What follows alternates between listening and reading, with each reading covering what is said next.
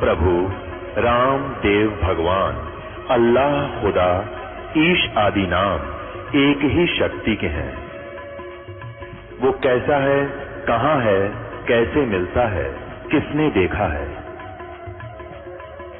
ये प्रश्नवाचक चिन्ह पूर्ण रूप से हटाने के लिए अवश्य सुनिए जगत गुरु तत्वदर्शी संत रामपाल जी महाराज के अमृत वचन, सर्व पवित्र धर्मों के पवित्र शास्त्रों के आधार पर।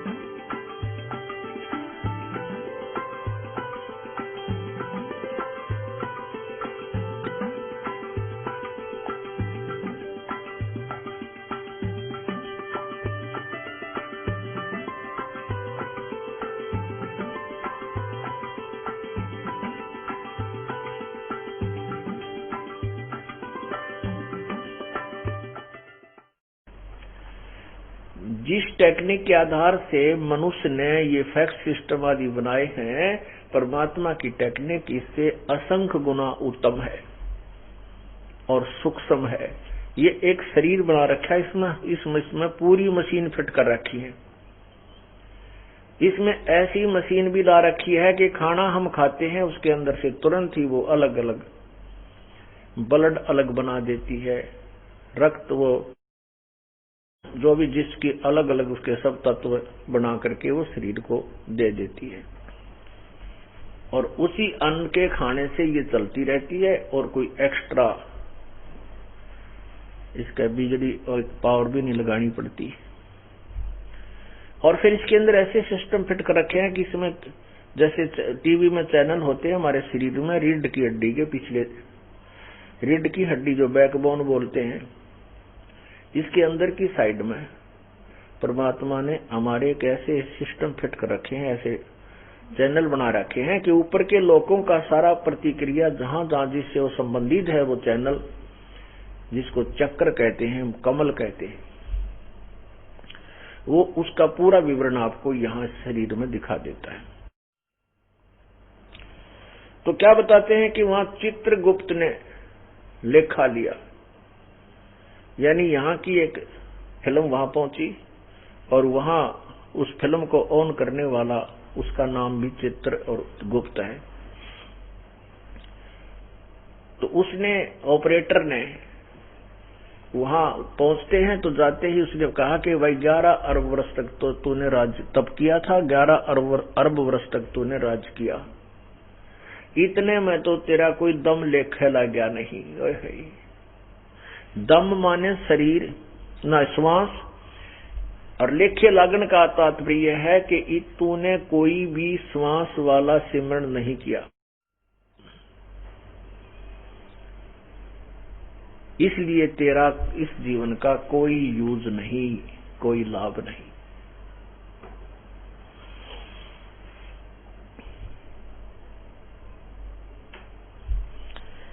चित्रगुप्त ने लेखा लिया, पहले तो तप किया, पीछे राज किया, कहो कुछ लाए के खाली आए। पीव्रत बोला साहब खाली आए। वहां जाकर पता लग जाता है कि तेरी तिजोरी में क्या है, तेरे बैंक में कितना क्या लिखा है। यहाँ तो हम बकवाद करते नहीं छिकते।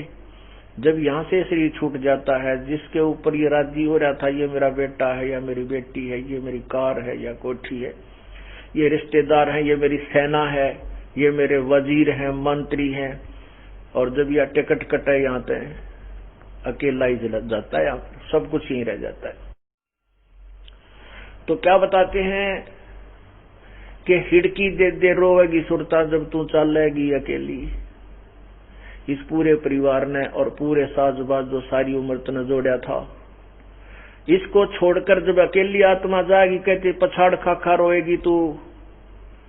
इसलिए पहले ही ऐसे कर्म, ऐसी शुभ साधना, शुद्ध सत्य साधना कर ले कि चलते समय तुझे पश्चाताप ना बने। ये रोना ना बने, क्योंकि जब हम मरेंगे, हमें मरना तो हमने भी है, लेकिन हम मरेंगे फिर डरे को ना।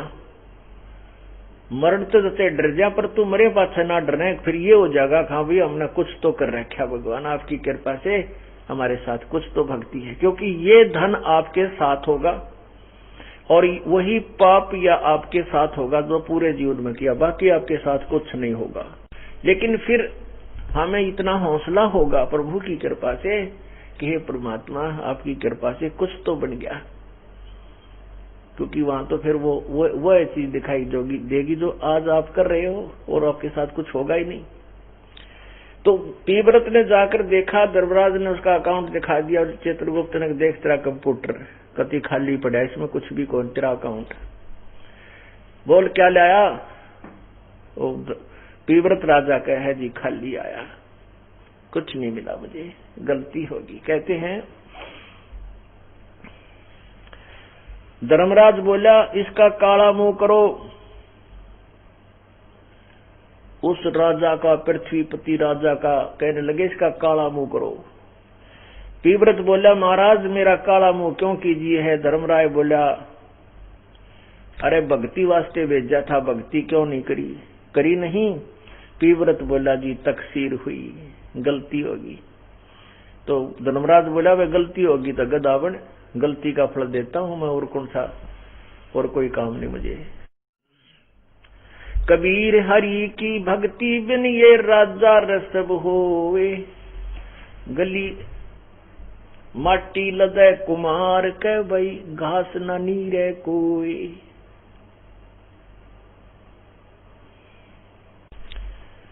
पुण्यात्माओं ये ज्ञान परमात्मा स्वयं आकर ही हमें बताते हैं, और यदि वो परमात्मा स्वयं आकर के अपना ज्ञान प्रसार ना करे तो ये काल हमें कोई रास्ता नहीं देता। ये काल भगवान चाहता है कि ये जीवात्मा, ये प्राणी जब मनुष्य शरीर प्राप्त करे उसमें या तो ये भक्ति करे नहीं, बीड़ी शराब तम्बाकू मांस सांग स्निप में चोरी डाके जारी है और धन जोड़न में माया कोठी काठी बनाने में, इससे काम लगा। और यदि कोई भक्ति की चाह करता है तो नकली दूत जगह जगह बैठा दिए इसने, ये नकली संत ऋषि महर्षि और गुरु लोग, कि इन मेरे नकली काल के दूतों के पास ये जाए और वो इनको भ्रमित करके उल्टी साधना पर आधारित कर दें और ये अपना जीवन, मनुष्य जीवन को बर्बाद कर जावे, फिर 84 लाख के कोल्लू वाले गेड़ में यू गिर जावे, फिर तो ना जाने कितने लाखों वर्षों के बाद इसको मनुष्य शरीर प्राप्त होगा। ये तो दयालु परमात्मा स्वयं ही आते हैं, कबीर भगवान, और वो आकर के एक पूरा जीवन यहां लीला करते हैं और उस लीला के दौरान वो अपना यथार्थ ज्ञान प्रचार करते हैं। उसमें भी ये काल के दूत, नकली ऋषि महर्षि गुरु संत मंडलेश्वर ये परमात्मा के आड़े आ जाते हैं, उनके साथ झगड़ा करते हैं, विरोध करते हैं, जनता को गुमराह करते हैं। ये झूठा है, कपटी है, जुलाहा, अनपढ़ है, अशिक्षित है, ये क्या जाने सदग्रंथों को, क्या जाने वेद और गीता को, क्योंकि वेद और गीता तो संस्कृत भाषा में लिखे हैं और ये जुलाहा है, ये अशिक्षित है, ये वेदों और गीता जी से अपरिचित है, इसकी बातों को मत मानो। लेकिन परमात्मा के सामने इन नकली लोगों की थोड़े से दिन चलती है, वो चल ली। आज से लगभग 600 वर्ष पूर्व सन 1398 संवत 1455 में परमात्मा अपने सतलोक से चलकर आए थे और वहां बनारस के अंदर एक लहर तारा नाम का सरोवर है, उसमें बहुत सुंदर कमल के फूल विकसित थे। कमल के फूल के ऊपर परमात्मा ने एक नवजात शिशु का रूप धारण किया था।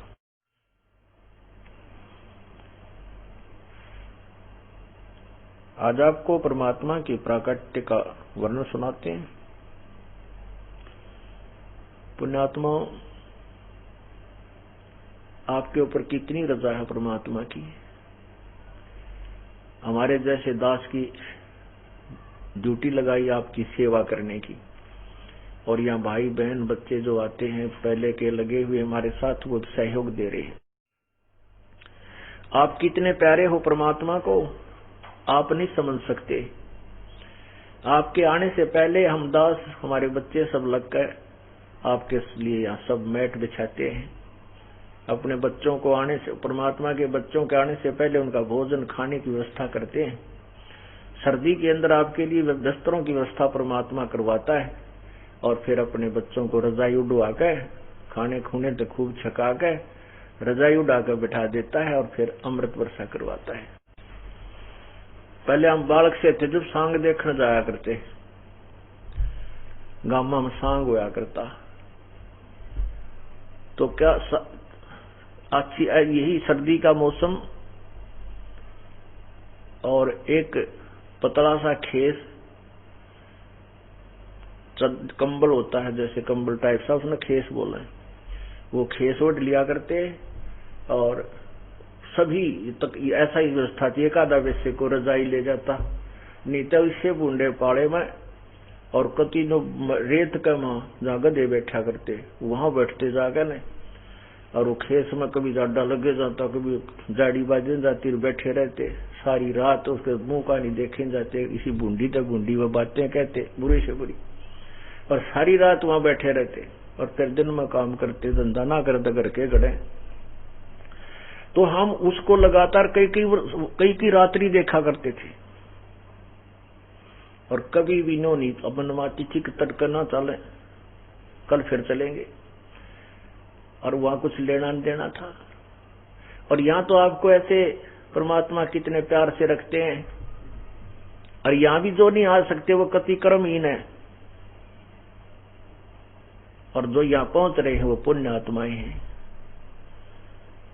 क्योंकि यहाँ वो पहुंचते हैं जिनके हृदय में तड़फ है और सच्ची पुकार है परमात्मा के दरबार में। भगवान, आपके बच्चे को कुछ दिन जमानत करवा लो, 2-3 दिन की, जिसी कृपा हो आपकी, क्योंकि हम काल की जेल में हैं, और काल की जेल में हमारे को ये सजा मिली है धंधे करने की, ये हमारी ड्यूटी लगी है। अब वो नागा नहीं हो सकती, वो करनी पड़ेगी, हमारे बस की बात नहीं, चाहे वो किसी तरह से काल ने हमारे को बांधा है, पर बांध रखा है। तो उस काम से, वैसे ये काम करते करते हमारी मृत्यु हो जाए। एक व्यक्ति नाइट सर्विस में गया, दिन में गया, नाइट सर्विस से वापस आ रहा, घर पर घना जरूरी काम, रास्ते में एक्सीडेंट हो गया, मृत्यु को प्राप्त हो गया। जब तो उसको इतना भी टाइम नहीं था कि रात काट लो सवेरा आ जाऊं, नहीं तो काम बिगड़ जाएगा, रात में नहीं पहुंच जाता है, और घर तक पहुंचा नहीं, उससे का काम बिगड़ गया। अब कहने का भावदास का ये नहीं है कि नाइट सर्विस में ना चलो, आओ जाओ मत, नहीं। इन सब बातों को याद दिला के प्रार्थना यही की जाती है कि भगवान मत बुलाए। चलते फिरते आता जाता भगवान बजता रहे, बस में बैठकर सफर कर रहा, काम से जा रहा, भगवान का वो सच्चा नाम लेकर के गुरु से जाप करता, जाप करता, और उससे फिर आपकी एक्सीडेंट बचेंगे, आपकी मृत्यु नहीं होगी, परमात्मा आपकी सौ रक्षा करेगा।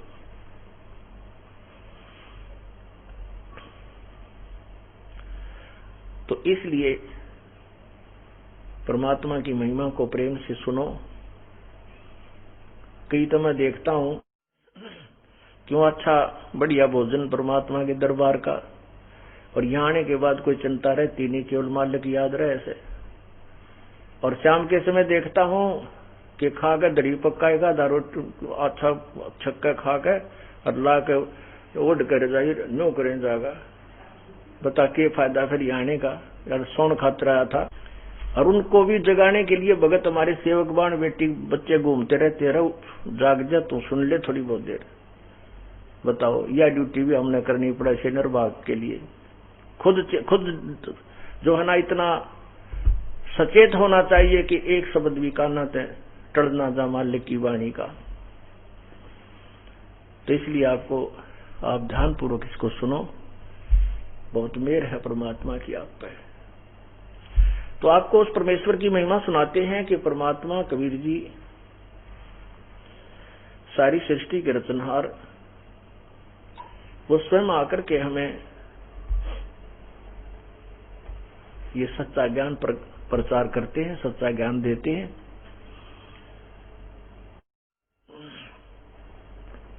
कबीर परमेश्वर जी के बारे में हम बहुत सी दंत कथाएं, झूठी कथाएं सुना करते थे कि कबीर परमेश्वर तक कहां कहा करते कबीर भगत, फिर कवि कहा करते कबीर। कहते हैं कबीर जी का जो है उत्पत्ति कैसे हुई, क्या बताया करते थे, क्या लिखा करते थे वो नालायक कि एक विधवा ब्राह्मणी थी और उसको गर्भ रह गया, वो शर्म के मारे उसको कहीं डाल आई। एक नीरू नीमा नाम के दुल्हा दंपत्ति ने वह मिल गए, उनका पालन पोषण कर दिया। अरे कम से कम इसे ज्योतिषी हो तुम हो कि ऐसे हुआ है, तो कम से कम उस ब्राह्मणी का नाम, उसके पति का नाम, मृत का, उसके माँ बाप का कोई ठिकाना स्थान तो लिख देते। ये बकवाद गणंत मतलब है, क्योंकि ये अनजान छोरी सिद्धांत उन्होंने मान रखा है कि बिना माता पिता का कोई जन्म नहीं हो सकता। अरे भगवान पता नहीं क्या कर दे। अब जैसे वैज्ञानिक क्या बताते हैं, एक कह रहा था जी कि वैज्ञानिक तो अब ये कहते हैं बाइबल भी झूठा है। बाइबल में लिखा है कि भगवान ने 6 दिन में सृष्टि रच दी, 7वें दिन तख्त पर जा बैठा। तो वैज्ञानिक कहते हैं ऐसा नहीं हो सकता, क्योंकि हमारी पृथ्वी को बने हुए 4 अरब 32 करोड़ वर्ष हो गए लगभग कुछ, और इसके बनने में बहुत समय लगता है, लाखों अरबों वर्षों में जाकर पृथ्वी बनी। पुण्यात्मा और परमात्मा के पास सारी पावर है। अब जैसे बच्चा 9 महीने में परिपक्व होता है मां के गर्भ में, और वो फिर गर्भ से बाहर आता है, ये परमात्मा का ही विधान है, उसी का दिया हुआ ये सब मटेरियल है। वो उसी की कृपा से, उसी के आदेश से, उसी के दिए हुए गुण से वो अपने आप प्रफुल्लित होता है। जैसे एक तोरी का बीज, घिया का बीज छोटा सा होता है, उसको मिट्टी में बीज दिया जाता है, उससे पौधा बनता है, बेल ऊपर आती है, और फिर इतनी लंबी लंबी घिया लगती है, सी मोटी मोटी, और उनमें बीज होता है। तो ये सब परमात्मा की ही लीला है, उसने ये भी विधान बना रखा है, ऐसे भी होगा। और परमात्मा चाहते 1 मिनट में अपने वचन से भी उत्पन्न कर सकता है। जैसे अपना इतिहास बताता है कि जिस समय श्री रामचंद्र जी ने सीता जी को घर से निष्कासित कर दिया था, उस समय वो गर्भवती थी, और वो महर्षि वाल्मीकि जी के आश्रम में चली गई। वहां ऋषि जी ने उस लड़की को अपनी बेटी के तुल्य वहां रखा, और वहां सीता जी ने एक पुत्र लव को जन्म दिया।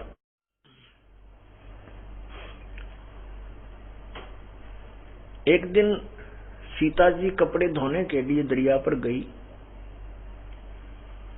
प्रतिदिन जाती थी। एक दिन जब वो प्रतिदिन की तरह कपड़े धोने के लिए दरिया पर जाने लगी, तो उस समय वाल्मीकि जी, महर्षि वाल्मीकि जी अपनी ध्यान अवस्था में थे, समाधि अवस्था में थे, और वो लड़के को प्रतिदिन की तरह वैसे ही छोड़कर चली गई। और पहले वो जब जाती थी तो स्वामी जी ध्यान अवस्था में नहीं होते थे, वो कुछ पहले अपनी साधना कर लिया करते थे। उस दिन स्वामी जी उठे नहीं, समाधि में लगे रहे, और सीता जी वहां अपने पुत्र लव को छोड़ करके और ये कह के पिताजी ध्यान रखना बच्चे का, यहाँ जानवर जंगली जानवरों का भय बहुत रहता है, वो थोड़ी सी दूरी पर कपड़े धोने के लिए चली गई। वहां जाकर उसको चिंता बन गई कि कहीं पिताजी तो समाधि लगाए हैं, कोई हिंसक पशु आकर के मेरे बच्चे ने ना खा जाए। वो वापस गई और लव को उठा लाई कि बच्चे को मैं यहाँ साथ रख भी लूंगी, कपड़े भी धो लूंगी। उधर से महर्षि जी का जब समाधि दशा खत्म हुई, समाधि टूटी, अपनी साधना से उठे, उसने देखा कि बेटी कहकर गई थी कि पिताजी लड़के को ध्यान रखना बेटे को। तो उसने देखा लड़का तो है नहीं। ऋषि जी ने सोचा कि कोई हिंसक पशु उठा ले गया और लड़की पहले मां दुखी है, घर से निष्कासित है, और आकर लड़के को ना पा करके वो टक्कर मार मार कर रोएगी। तो ऋषि जी ने वहां एक कुसा नाम की घास होती है, कुसा, जिसको डाब बोलते हैं अपने भाषा में, उसने उस डाब को, कुसा को तोड़ा, उसको ऐसे मसल कर हाथ में रखा और अपनी वचन शक्ति से, अपनी कमाई भक्ति से, और वो एक लड़का बना दिया। उस लव का ही हम बिल्कुल मिलता जुलता, तो उसी स्थान पर लेटा दिया जहां लव लेटा करता था पालने में। सीता जी कपड़े धोकर आई, साथ में पुत्र को गोदी में लिए हुए थी। तो आकर के उसने पूछा, पिताजी ये पुत्र किसका है? ऋषि जी ने देखा कि लड़की तो बच्चा साथ गोदी में ले रही थी। तो ऋषि जी ने कहा, बेटा ये भी तेरा ही है, इसको भी तो प्यार दे। तो सीता जी ने कहा कि पिताजी मैं पहले तो आपको ये कहकर चली गई थी कि बच्चे को देखना, फिर मैंने सोचा कि ना जाने आप कब तक साधना करते रहोगे और इस डर से कि कहीं कोई जंगली जानवर मेरे बच्चे को ना खा जाए, पिताजी मैं वापस आकर ले गई थी इसको। ऋषि जी ने कहा, बेटा मैंने ये सोचा कि लड़की का लड़का किसी जानवर ने उठा लिया और यह बेटी रो रो कर मर जाएगी, इसलिए बेटा मैंने परमात्मा से अर्ज की और बेटा तेरे लिए मंगवा दिया एक। तो महान आत्मा होते हैं, वो अपने सिर पे नहीं लेते कि मैंने कर दिया। इसके लिए परमात्मा की वाणी है कि मैं करे सो मारिए, तू करे सो छूट बे, इस मार में होशियार बंदे गदा बने कह ऊंट बे। हो करे जो गद्दा हुई, मैं करे सो बोक बे, और बंदा बिसारे बंदगी तो स्वान है सब लोग बे। तो मेरा दास का कहने का भाव ये है, जो वैज्ञानिक जिस थ्योरी पर अटके हुए वो तो बहुत ही सेपरेट है और अंश है परमात्मा की शक्ति और सिद्धि का। उसी के द्वारा दिया गया मटेरियल है, उसी के ऊपर अनुसंधान ये करते हैं, और परमात्मा ने मटेरियल ना दिया होता तो ये वैज्ञानिक कहां से उत्पन्न होते। ये सब गॉड गिवन है, गॉड गिफ्ट है, और हम उसको बोल करके स्वयं चौधरी पाकजा हैं। ये हमारी नालायकी और अज्ञानता है। अब आप देखो, परमात्मा 6 दिन में सृष्टि के और 1 सेकंड में सृष्टि रखते, सेकंड के भी कुछ पल में। आपने देखा होगा पहले जादूगर आया करते गांव में, मदारी बोलिया करते उनको। वो क्या करते थे जादूगर, एक छोटा सा कंचा होया करता और एक गोली कांच की, बच्चे खेला करते नू नू कर, वो छोटी छोटी सी होती है। उनको क्या करता, वो एक गोली मुंह में दे लेता इतनी, और थोड़ी देर में करता और बड़ा पत्थर काट देता मुंह में 1 सेकंड में। बता वो क्या चीज है, बता उसने कितनी देर लगेगी? 1 सेकंड में इतनी गोली का और पत्थर कति चीकना, और 3-4 गोली ऐसे फेंक के थोड़ी देर में नोट काट कर 5-7 इतने मोटे मोटे पूरे वजनदार ने उठा के देखा करते सब। वो कितना आगे भाई, वो तो एक छोटा सा सिंपल सा मैन है जो एक छोटी सी सिद्धि प्राप्त है जिससे उसने ये बना दिया। और उस परम पिता के पास तो असंख्य सिद्धियां हैं, उसकी शब्द में वो शक्ति है। 1 सेकंड में 1 अणु का वो पूरी पृथ्वी बना सकता है। वो परम जादूगर है, वो भगलीगर, परम भगलीगर है। भगलीगर माने जादूगर। तो परमात्मा के तत्व ज्ञान से अपरिचित और केवल एक ही हल्दी की गांठ पर पंसारी, वैज्ञानिक तो एक हल्दी की गांठ पर पंसारी बन बैठे हैं, लेकिन पंसारी की दुकान में बहुत सामान होता है और तभी वो दुकान चलती है। तो परमात्मा ने हर तरह की, हर प्रकार का हमें जो दिया है, हम उस पर अनुसंधान करके केवल यही सोच बैठते हैं कि बस इतना ही है। नहीं, तो इसलिए हमने परमात्मा की क्रिया में अविश्वास नहीं होना चाहिए। जहां तक वैज्ञानिक बात करते हैं, वो अपने सीधा हीट एंड ट्रायल मेथड से वो भी ठीक बोल रहे हैं, वो गलत नहीं है, लेकिन वो परमात्मा को नकारा करते हैं, ये उनकी महामूर्खता है। बस इतनी सी कहना चाहते। अब उस परमात्मा की कृपा से दास को ये ज्ञान हुआ। अब उस परमेश्वर ने स्वयं ही अपना ज्ञान दिया। वो कैसे यहां आया? वो परमात्मा चारों युगों में आते हैं। सतयुग में सत्सुकृत नाम होता है, त्रेता में उनका मुनिंदर नाम, और द्वापर में करुणा में से, और इसमें कलयुग में वो कबीर नाम से आते हैं। जब वो द्वापर युग में आए थे, उस समय उनका एक शिष्य बना था सुदर्शन, सुपच। सुपच माने हरि, जिसको शेड्यूल कास्ट कहते हैं ऐसे। तो वो सुपच कहते हैं, शेड्यूल कास्ट।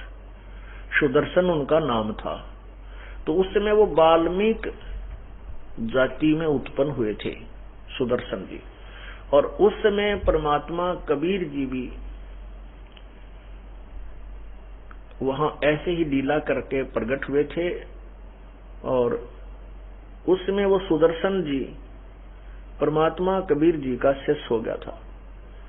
उसके माता पिता ने प्रभु की बात को नहीं स्वीकार किया था। तो सुदर्शन जी ने प्रार्थना की थी, प्रभु मेरे माता पिता बहुत ही अच्छी आत्मा के थे, हे मालिक एक अर्ज है आपके दास की, यदि उनको कभी मनुष्य जीवन प्राप्त हो तो अपनी शरण में लेना। परमात्मा ने देखा था कि ये सुदर्शन माता पिता के मोह में, काल के जाल में फंसेगा, क्योंकि ये मोह भी एक काल की फांसी है। एक दूसरे के प्रति हमारा जो ममता बनी हुई, ये भी काल के फंसाने का एक और रस्सा है। परमात्मा ने सोचा और तो ये निर्मल हो गया, ज्ञान से भी परिचित होगा, लेकिन मोह वाली फांसी इसके अब भी है। तब प्रभु ने कहा कि बेटा तू चिंता मत कर, मैं वचन देता हूं, मैं तेरे प्रॉमिस करता हूं कि तेरे माता पिता को मैं पार करूंगा। फिर वो वो काल से फिर बिल्कुल हट गया। तब सुदर्शन जी का छुटकारा हुआ। अपने उस प्रॉमिस के आधार पर, अपने वचनबद्ध होने के कारण प्रभु ने सुदर्शन जी के माता पिता जो पहले वाल्मीकि जाति में थे और फिर द्वापर इस कलयुग के अंदर वो ब्राह्मण और ब्राह्मण घर में जन्म हुआ दोनों का, और दोनों का फिर संयोग हुआ, वो ब्याह हुआ। उसमें ये उनका जन्म हुआ ब्राह्मण कुल में। गौरी शंकर नाम था उस नीरू का, और सरस्वती नाम था नीमा का। गौरी शंकर एक बहुत ही अच्छे नेक व्यक्ति थे और शिव जी के पुजारी थे। शिव जी किसी पुराण की कथा करते थे, किसी को गुमराह नहीं करते थे। जो भी पैसा दान दक्षिणा का आ जाता था, किसी से नहीं मांगते थे, कथा करते थे। कथा के उपलक्ष्य में कोई दान कर जाता था, उसी से अपना खाना पीना भी चलाते थे गृहस्थी, और साथ में जो शेष बच जाता था उसको भंडारे में लगा देते थे। दुरुपयोग नहीं करते थे, जोड़ जोड़ के नहीं रखते थे, या बहका कर किसी से पैसा नहीं लेते थे। जिस कारण से पूरी बनारस में, काशी में उनकी बहुत अच्छी छवि थी। और दूसरे जो नकली ब्राह्मण थे, वो स्वार्थी लोग थे, वो उनसे ईर्ष्या करते थे, क्योंकि उनके पास लोग ज्यादा जाते थे और उन स्वार्थियों के पास तो कोई फंसा हुआ जाता था। इस कारण से वो ब्राह्मण लोग, दूसरे जो गुरु लोग थे, ब्राह्मण थे, वो उस गौरी शंकर से ईर्ष्या करते थे। इस बात से मुसलमान भी परिचित थे। मुसलमानों को ये पता लग गया कि गौरी शंकर के साथ कोई भी ब्राह्मण गुरु नहीं है, क्योंकि ये गुरु लोग ही जनता को लड़ाकर मारते हैं, यही उनको गुमराह करते हैं, और ये भोली श्रद्धा जनता गुरुओं के ऊपर इतना विश्वास करते हैं, उनके आदेश से वो ना जाने के कर डालते हैं। तो उनको ये मालूम था कि गौरी शंकर के साथ ये गुरु लोग नहीं हैं और ये अकेले हैं। और मुसलमानों को ये भी पता था कि हिंदू धर्म का प्रचार सबसे ज्यादा यही कर रहा है, भगवान शिव की महिमा जगह जगह बताता है। ऐसा सोचकर उन्होंने उस गौरी शंकर को मुसलमान बनाने का इरादा किया। उसके घर पे अपना पानी छिड़क दिया, उसके वस्त्रों पर छिड़क दिया, उसके मुंह में डाल दिया दोनुआ के, और आवाज लगा दी कि भाई ये गौरी शंकर मुसलमान बन गए हैं। उधर से वो गुरु जो नकली ब्राह्मण थे उनको पता चला, वो आए, वहां पर देखा कि ये तो मुसलमान उनके घरों पर पानी छिड़क चुके हैं। तो उन्होंने डंडोरा पिटवा दिया कि गौरी शंकर का हुक्का जो है ना भाईचारा बंद, वो मुसलमान बन गया है, उससे कोई बात नहीं करे, उसको गंगा में स्नान करना बंद। तो इस तरह की सारी प्रतिबंध ला दिए। अब मुसलमानों ने उसका नाम नीरू अली रख दिया, नूर अली, तो उसको नीरू कहने लगे, नूर अली। और सरस्वती का नाम नीमा रख दिया।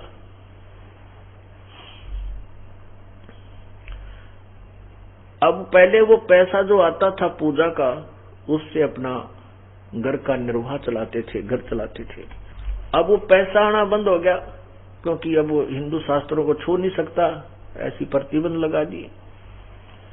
तो उन्होंने सोचा कि क्या काम करें, कपड़ा बुनने का कार्य शुरू कर दिया, जिस कारण से वो जुलाहे, अब जैसा कर्म कोई करेगा तो उसी नाम से वो जो है ना प्रसिद्ध हो जाता है, तो उसको जुलाहा कहने लगे। वो जुलाहे नाम से प्रसिद्ध हो गया, और उसको ने वहां से भी अपनी वह झोपड़ी छोड़कर जुलाहों की कॉलोनी में वहां जाकर आश्रय लिया। वहां एक थोड़ी सी जगह घेर कर वहां अपना कोई मकान, थोड़ी सी झोपड़ी डाल ली।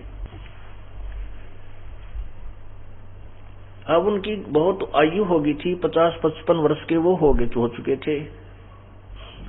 तब तक उनका कोई संतान नहीं हुई। परमात्मा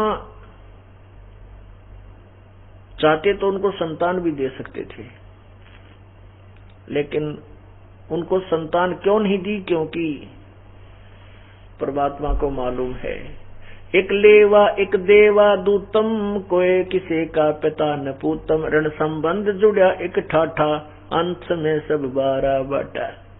ये कि जिस पुण्यात्मा का पिछला कोई लेन देन शेष नहीं है, तो वो पुण्यात्मा है, उसको कोई संतान नहीं है, वो बड़ी भाग्यवान आत्मा है संत मते के अनुसार। और संसारिक और काल की प्रेरणा के अनुसार संसार उसको सबसे घटिया और बदकिस्मत मानता है। तो संत मार्ग इसलिए समाज से कति विपरीत है, और इसीलिए इसमें आपसी संघर्ष भी रहता है। अब ये पुत्र पुत्रियों का हमारे साथ क्या संबंध है, एक कथा सुनाते हैं। एक ग्राम में 2 भाई थे। बड़ा भाई 18 वर्ष का और छोटा भाई था जो 11-12 वर्ष का। बड़े का विवाह हो चुका था, छोटा अनमैरिड था। उनके जमीन बहुत थी, जायदाद बहुत थी, संपत्ति अच्छी थी, 30-40 एकड़ जमीन थी। एक दिन बड़े भाई और उसकी पत्नी के मन में क्या हुआ कि वो छोटा भाई बीमार हो गया, बुखार आ गया। महीने 20 दिन वो बुखार ठीक ना होया, मोती जारा निकल आया, वो सूख के चारपाई पे पड़ा सा दिखे, थोड़ा सा, वैसे मरने की हालत में नहीं था, कमजोर बहुत हो गया था। माता पिता थे नहीं, मृत्यु को प्राप्त हो चुके थे। तो उस भाई और उसकी पत्नी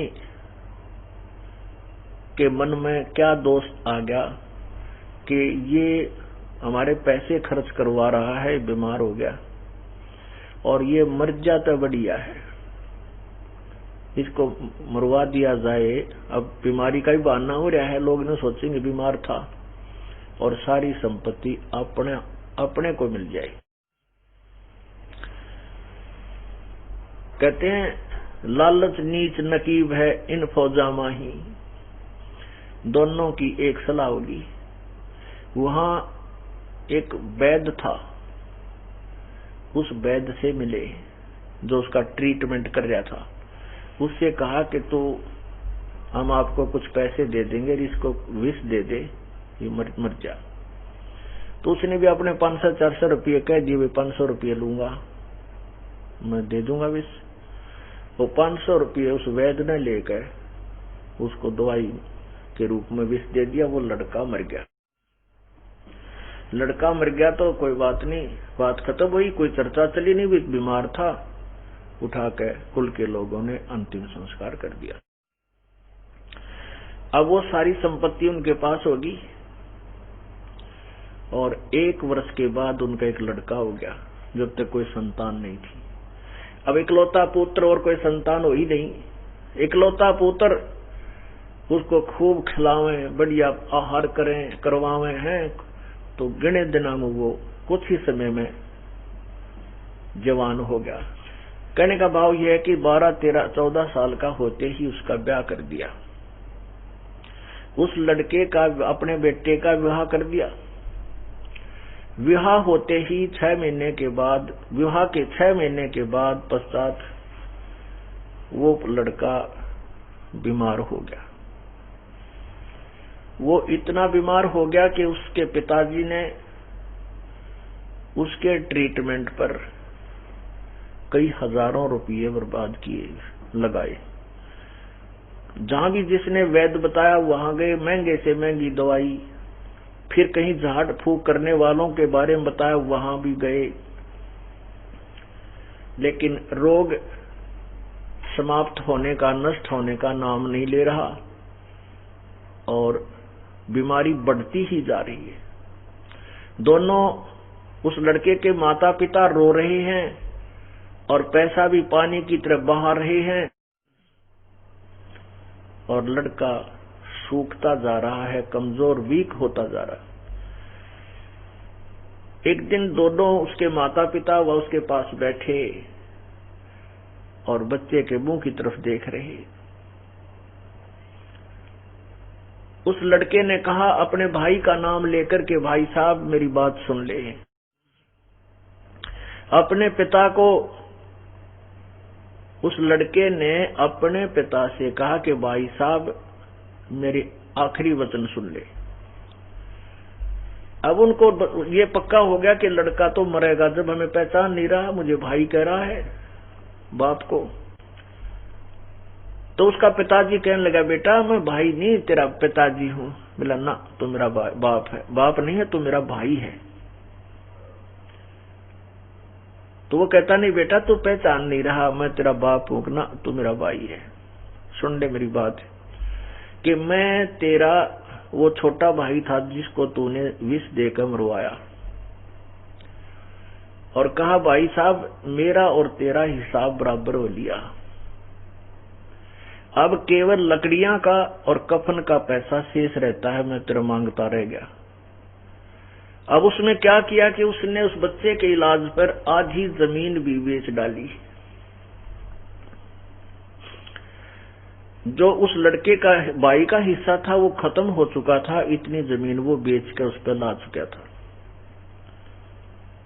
तब उसने सारी कहानी बताई कि मैं तेरा वो छोटे वाला भाई हूं और तेरा पुत्र बन के आया हूं अपना हिसाब कराने के लिए। तूने मेरी संपत्ति हड़पी थी और अब मैंने अपना हिसाब बराबर हो लिया तेरा मेरा, अब मैं चलता हूं और कफन तैयार कर ले, लकड़ियां की पैसे जो तेरे रह रहे हैं वो कर ले इकट्ठी। तब उसको बड़ी चिंता हुई, भाई उसके भाई को यानी पिता को। कहने लगा भाई साहब एक बात और सुन ले, मेरी एक शंका का समाधान कर दे। ठीक है, हमने जो दुष्ट कर्म किया हमारा आज्ञा आगी कि जिसका बेटा मर जाए संसार में कुछ नहीं रहता, ऐसे काल की प्रेरणा का एक नियम है। भाई ठीक है, हमने तो दिशा करा भाई, हमने भोग दिया, हम नहीं संतान मरेंगे, वो कोई संतान होती नहीं। मैं 14-15 वर्ष हो गए, तेरे बाद कोई संतान हमारा नहीं हुई, और हम तो मेरा तो कुल नष्ट भी हो गया, हमें तो सजा ठीक मिल गई कि हमने तेरे साथ विश्वासघात किया था। पर एक बात का जवाब दे दे, ये जो तेरी पत्नी है, इसने के पाप कर दिया भी, जिंदा जलाई जाएगी, क्योंकि उस समय सती प्रथा थी कि अब तू मरेगा और इसको चिता में फूका जाएगा तेरे साथ में, इसका क्या दोष है? तब उसने कहा कि वो वैद्य कहाँ है जिसने मुझे विष दिया था। उस लड़के ने पूछा कि वो वैद्य कहाँ है। उन्होंने बताया कि आपके 1-2 वर्ष के बाद वो मर गया था। तो उन्होंने कहा कि ये वही वैद्य है जो मेरी पत्नी रूप में है, ये अपने करनी का फल पाएगा और चिता के अंदर मेरे साथ जलेगा। पुण्यात्माओं, ये सत्य कथाएं हैं। परमात्मा यही बताना चाहते हैं कि एक बेटा बीमार हो जाता है और लाखों रुपए बर्बाद करके मृत्यु को प्राप्त हो जाता, उसका हमने कभी किसी जन्म में खा रखा था, उसको ले रखा था, वो बराबर कर चला। एक लेवा एक देवा दूतम, कोई किसे का पिता न पूतम, ऋण संबंध जुड़ा एक ठाठा, अंत में सब बारा बाटा। पुण्यात्मा, ये घबराना नहीं कि ये पुत्र हो गए फिर तो हमारे ये लड़ यार आगे, बेटी होगी ये भी लेना आगे, कोई बात नहीं, ये तो है, इसमें कोई डाउट नहीं।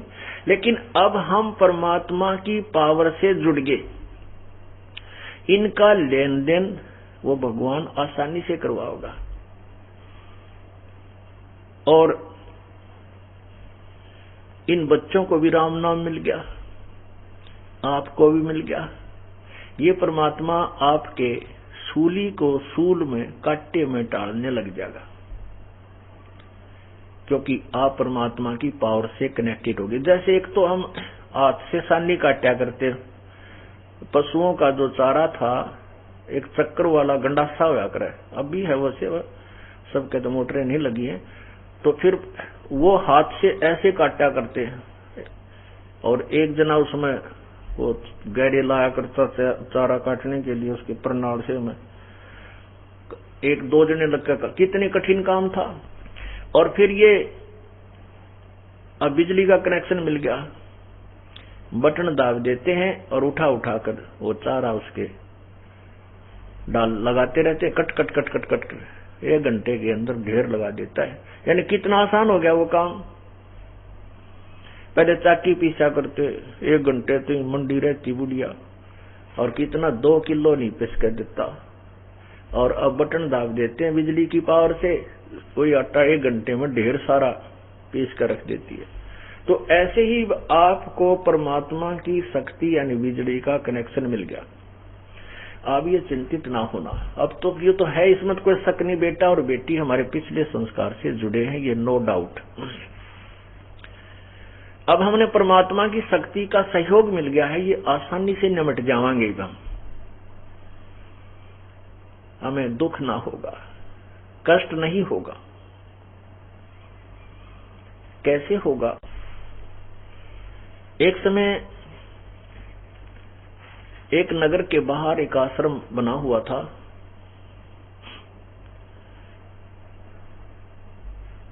और उस आश्रम में एक संत आता था। वहां महीना, 1.5 महीना, 2 महीने वो रुकता था, फिर अपने दूसरे आश्रम में चला जाता था। जब वो संत उस ग्राम के आश्रम में आता था जो गांव से थोड़ी सी दूरी पर था, जैसे ये बरवाला से सतलोक आश्रम इतनी दूरी पर वो था, वहां बहुत से भगतजन उनके शिष्य थे। जब संत जी वहां रहने के लिए कुछ दिन आते थे, सटे करते थे, सत्संग सुनाया करते थे, तो उस समय उस गांव के जो शिष्य थे, अनुयायी थे, भगत थे, उन्होंने अपना एक नियम बना रखा था कि 1 दिन का भोजन एक व्यक्ति एक दिन का भोजन कराएगा, घर से बनाकर ले जाएगा, और महात्मा जी को और उसके साथ जो 2-4-10 शिष्य रहते थे उनको, उनका सबका भोजन वो एक ही घर से जाता था। तो ऐसे वो प्रतिदिन प्रत्येक का नंबर बंधा हुआ था। एक दिन एक भक्तमती बहन का नंबर था, और उस दिन उसका दूध फट गया। अब एक संत जी आते थे 6 महीने में, 1 वर्ष में, और उस दिन 1 दिन 2 दिन उनके वहां रहते हुए 1 या 2 दिन टर्न आती थी, 1 या 2 दिन टर्न आती थी। तो उसमें हर एक व्यक्ति, प्रत्येक श्रद्धालु बढ़िया से बढ़िया भोजन बनाकर, बढ़िया से बढ़िया भोजन बनाने की चेष्टा करता था। तो खीर का भोजन सबसे उत्तम समझते हैं, तो खीर जरूर अवश्य बना के ले जाया करते थे। तो उसने खीर बनानी थी, उधर से उसका दूध फट गया, तो बड़ी चिंतित हुई। उसके एक बिल्कुल ही साथ में एक पड़ोसन ग्वांडन थी, वो विधवा थी, उसका इकलौता पुत्र था। उस बहन जो शिष्या थी भगत संत की, उस भगतमती ने सोचा कि इस पड़ोसन के दूध है, गाय दूध देती है या भैंस जो भी, और इससे दूध उधारा ले लेती हूं, इसको शाम को दे दूंगी। तो उसके पास गई कि बहन कुशल मंगल पूछा। कुशल मंगल, क्योंकि किसी से कोई आइटम मांगने जाता है इंसान पहले भूमिका बनाता है।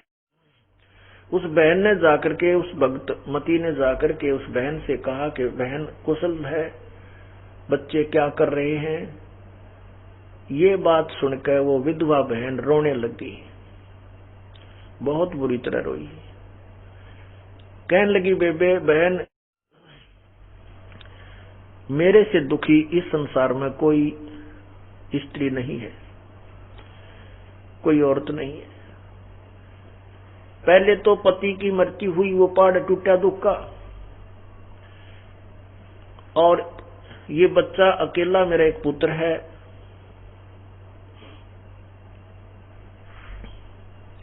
तो मैंने ये सोचा था कि बच्चा भगवान ने एक बालक दे रखा है, इसको पाल पोस कर बड़ा कर दूंगी। इस उद्देश्य से मैंने दूसरी शादी भी नहीं कराई, और ना ही किसी कर्तव्य में मैं पीछे रही, यानी बच्चे को बहुत पिता वाला प्यार भी दिया मैंने। इसने जो भी मेरे से मांगा वो वस्तु जितनी संभव थी मैं इसको देती रही, और ये भी इसके कारण ये बिगड़ गया, जवान हो गया, अब घर से बाहर चला जाता है, मेरी एक बात नहीं मानता, ना बताइए रात में किस टाइम आगे पड़ा है, और क्यों कहती हूँ तो जवान बेटा है, डर लगे कदे ऊक चूक ना कर जा, उल्टा बोलता है, कति कहे कि नहीं मानता, आज्ञा का पालन नहीं करता। सारी रात उसके दरवाजे की तरफ देखती रहती हूँ, भगवान कोई ऊक चूक ना हो जा। और ये निकम्मा शराब पीने लग गया। न्यू कहकर वह बहुत रोई।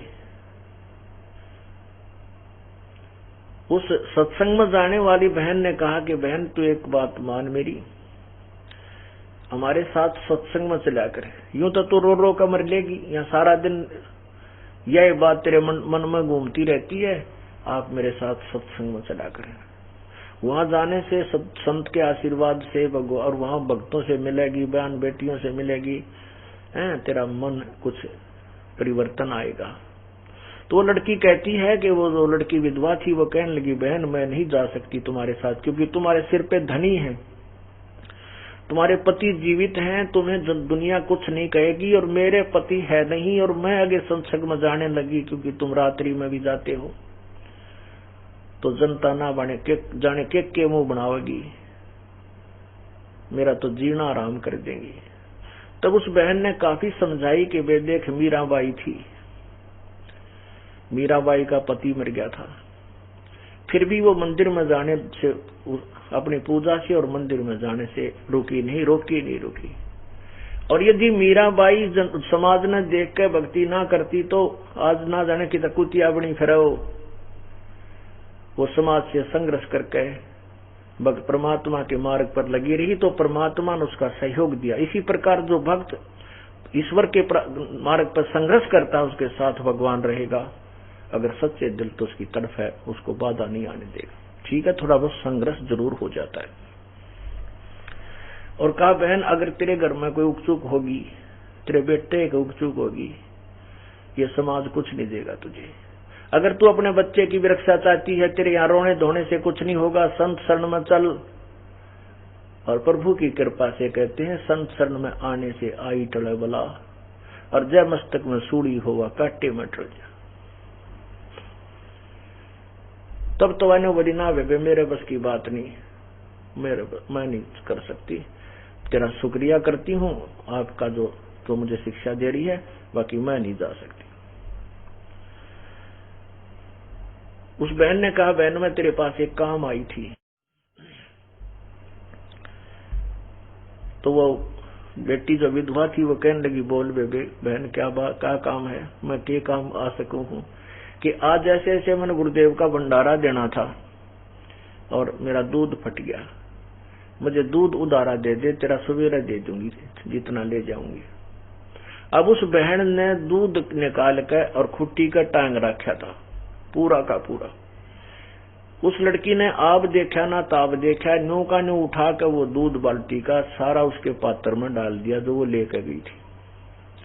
तो वो बहन जो सत्संग में जाती थी उसने कहा कि बहन कुछ तो रख ले, कुछ तो रख ले, तू सारा ही डाल दिया।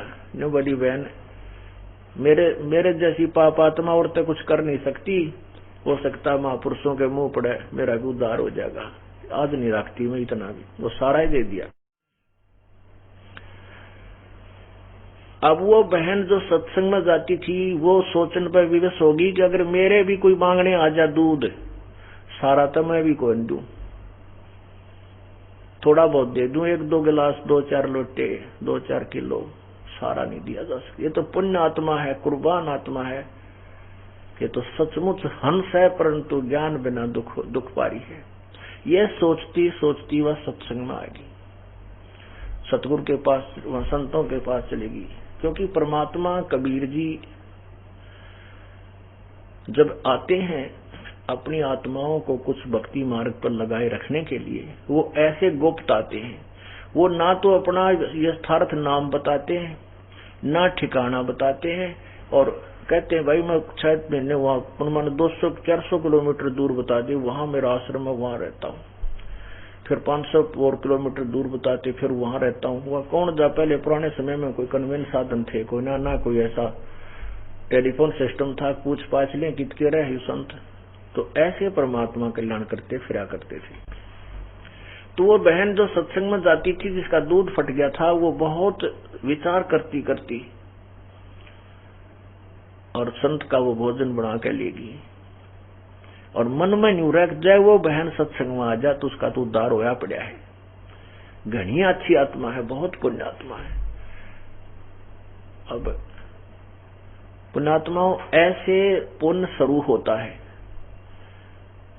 अब बहाना बना उस पुण्यात्मा का भोजन परमात्मा तक पहुंचा, उसका अन्न यानी उसका दूध भगवान को भोग लगा, संत भक्तात्माओं ने भी खाया, उससे उसका पुण्य कर्म जुड़ गया परमात्मा से, उसका लिंक रस्सा बंध गया उसके गले में माले काला। उस ऐसे धीरे धीरे उस बहन ने सोचा, प्रेरणा दी परमात्मा ने, उस सत्संग में जाने वाली बहन ने सोचा कि आज इस बहन के पास फिर चलती हूँ, वहां जावे 1 घंटा बैठ के मालिक की चर्चा सुनावे। धीरे धीरे 2-3 दिन के बाद उस बहन का मन परिवर्तन हो गया जो विधवा थी।